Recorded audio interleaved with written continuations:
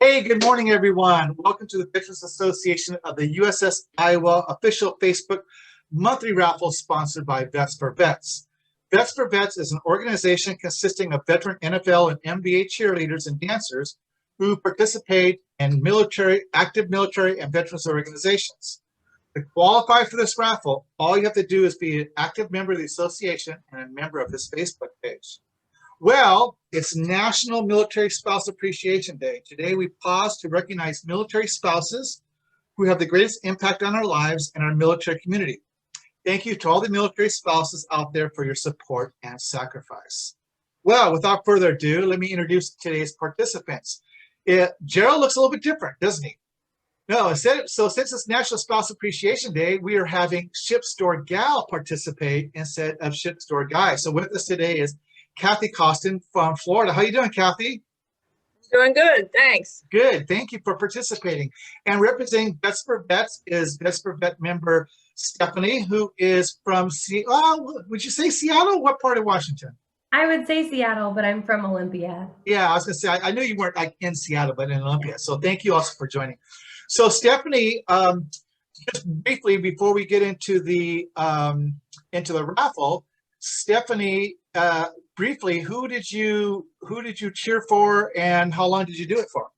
I cheered for the Seattle Seahawks. I was a Seagal, and I did that for 4 seasons, so 2010 through 2013. Now, isn't that about the time the Seahawks went to the Super Bowl?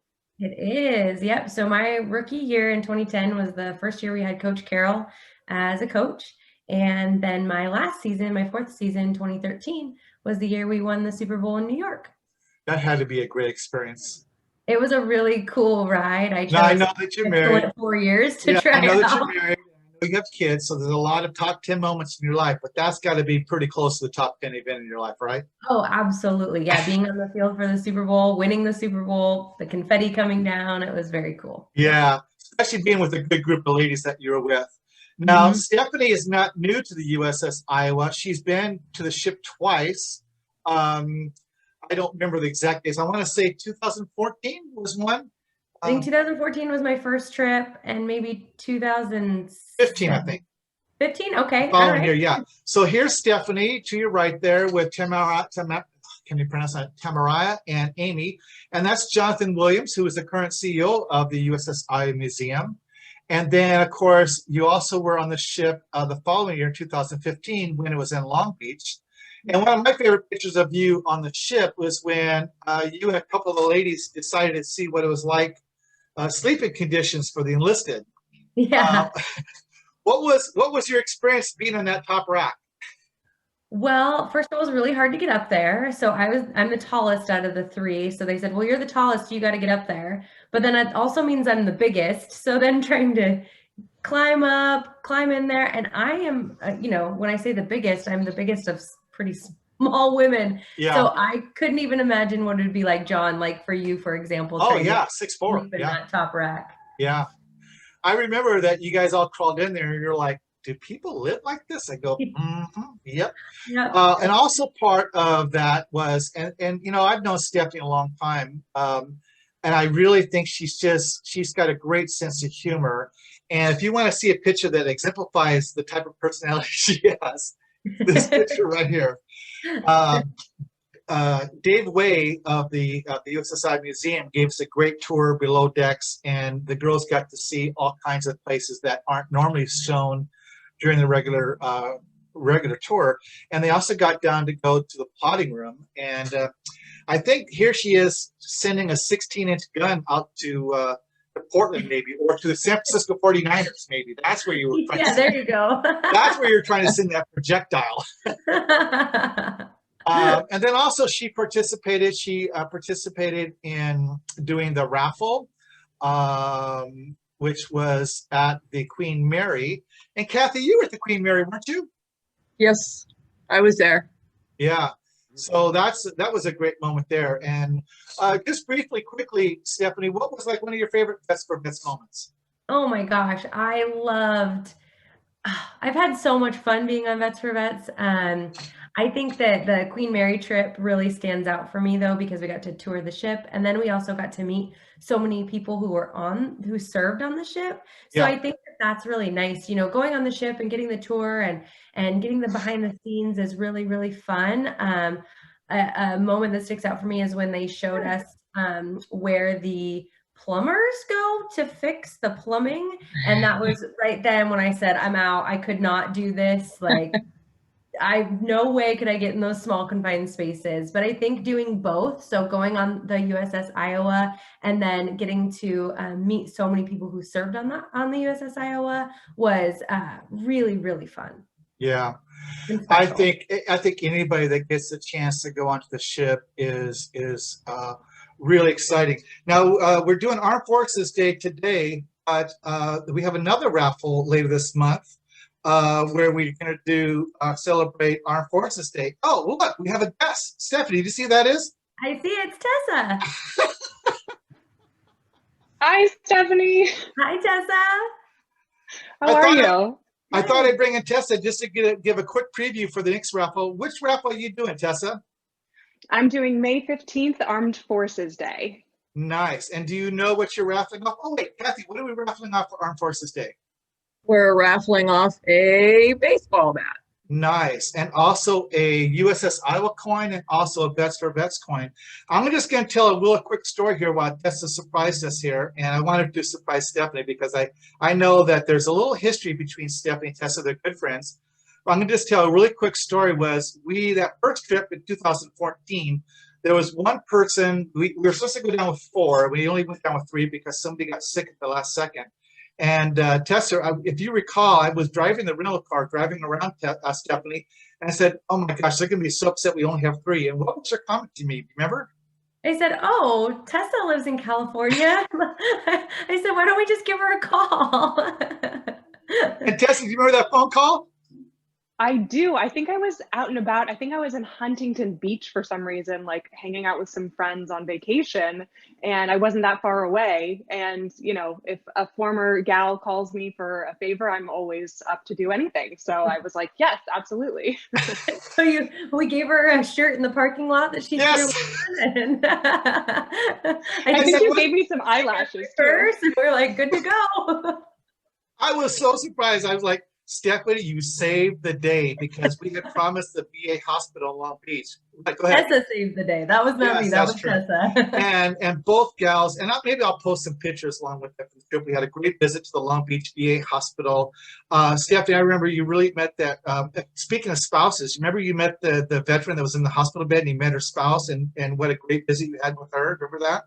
Yeah, we talked a lot about just his time in the military and what that was like for her, and how she stayed involved even after he was retired. And yeah, it was a really great discussion. My grandparents are both Army veterans, and so we shared a lot of stories too, just so my grandparents' stories and their stories. It was really nice. Yeah, I remember when we got done, you were telling me how special it was. You got some, because I think you guys went even to the hallway and chit chatted for a long time. I mean, Yeah, and really she was a former dancer as well. So we had a lot of dance stories that we shared. Really? Tessa, Yeah. what do you remember about that visit? I just remember because it was really my first introduction to Vets for Vets. I had never heard of the organization, and I don't think we had ever met, John. No. So I was We met in the parking lot. Yeah, stunned at how well organized it was and how wonderful it was to be a part of the organization, because I had missed doing these sort of events so much from my cheerleading days. So I just remember what an impact it felt like the people had on me and we had on the people, and sharing stories and learning and getting to connect. So definitely miss those times in COVID and missed visiting the VA hospitals. But I remember being stunned at how amazing it was. I remember we walked into the parking lot and you were like taking off your shirt to give it, or you're changing shirts to give it back to me. I said, "Why don't you keep it? Why don't you become a full-time member?" I said, "Okay." I still have it. Still got it. No, you still have it. Well, listen, Tessa, thank you so much for joining in. I know you're busy. You got to get back to the meeting. I just appreciate you. And we will see you May 15th for Armed Forces Day. And we're going to be joining with, who else will be joining us that day? Jenna Lee, I believe. Yeah, and because you guys had an Armed Forces Day event in New York a few years ago, and we want to talk about that a little bit, right? Yes, definitely. We're going to share all of our good memories from that race. All right. Well, thank you so much, Jessica, for joining in. We're going to finish up our raffle here. You take care. So good to Thank see you you guys so much. So Bye. good to see you, Stephanie. Have a great raffle. Thanks. Bye. All right. Well, Seth, how do you like that for a surprise? That was a super fun surprise. I haven't seen Tessa in so long. She lives in New York and I live in Washington. I So know. it's We got to work on an event. You guys can do something together. That would be kind of fun. That's something we can work on. Okay, well, let's without further ado, let's go ahead and get the raffle. And Kathy, we said we're raffling off a spouse. Will you show the hats again? I got a white hat Mm-hmm. or a pink hat. Pink hat. Okay. Now, if the winner is not married or prefers a different hat, they can choose from the ship store inventory on the hat that they want, and we'll get that out to you right away. Now, Kathy, you've been a spouse for quite a while, a military spouse. When exactly were you an ombudsman? I was an ombudsman from about 1993 to 95 when ship store guy retired. Mm. Yeah. That's a lot of responsibility, being a spouse of a veteran and being in communication with all the families of other service members. So I appreciate your time doing that. And I also appreciate the fact that you sacrificed and the support that you've given Gerald for all these years. So much love to you. All right, so let's go ahead and raffle off the hat. Stephanie, why don't you shuffle the first deck? Oh, wait, I have the list of people. Here's, well, that's kind of bright, but they're all here. And so she will give us 2 numbers and we'll find out who won. first number is an ace 1. A 1, okay. Let me shuffle the second deck here. Second number is, look at that. A 1, so it's number 11. So the winner of the hat is Jay Boxwell. Congratulations, Jay Boxwell. You have won a USS Iowa wife's hat, or if not, a hat any from the ship store inventory. So congratulations to you. All right, so we're going to raffle off another item here. We're going to raffle off one of our Vets for Vets coins that Stephanie is probably a member of. And so, Stephanie, why don't you go ahead and draw the first number?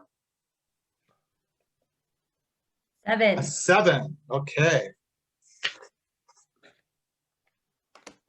All right.